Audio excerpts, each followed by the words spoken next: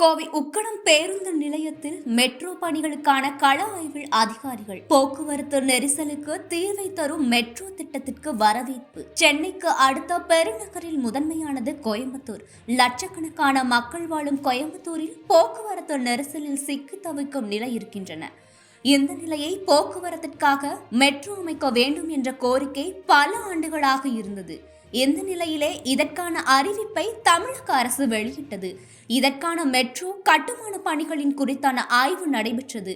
பன்னாட்டு ஆசிய முதலீட்டு வங்கி பிரதிநிதிகள், திட்ட இயக்குனர் அர்ஜுனன், ஆசிய உட்கட்டமைப்பு முதலீட்டு வங்கியின் மூத்த போக்குவரத்து நிபுணர் வெங்கியு, சென்னை மெட்ரோ ரயில் திட்ட தலைமை பொது மேலாளர் ரேகா ஆகியோர் உக்கடம் பேருந்து நிலையம் முன்பாக ஆய்வு நடத்தி வருகின்றனர். உக்கடம் மார்மக ஆரம்பிக்கும் ஒரு முனையம் ராம்நகர், காந்திபுரம், கணபதி, அத்திப்பாளையம் ஜங்ஷன், விநாயகபுரம், சித்ரா, சரணப்பட்டி, விசுவாசபுரம், விஜிபி நகர், சத்தியமங்கலம் சாலையில் 14.4 கிலோமீட்டர் செல்கிறது. அதேபோல கோவை உக்கடம் பேருந்து நிலையத்தில் இருந்து மாவட்ட ஆட்சியர் அலுவலகம், குப்புசாமி மருத்துவமனை, Lakshmi mill, Nava India, Peelamedu, republic mall, hope college, Coimbatore medical college, MGR Nagar, Venkatapuram, park plaza, Neelambur station, Avinashi சாலை வழியாக 20.4 கிலோமீட்டர் செல்கிறது.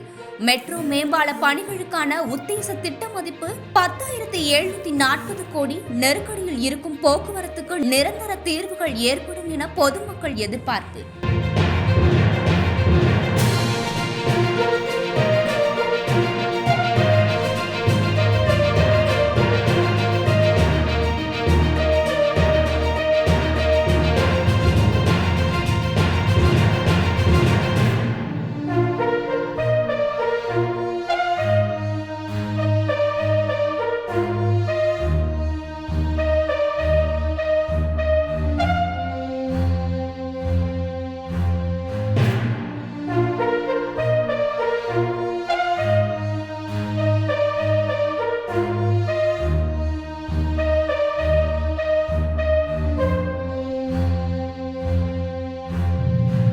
Garuda Voice.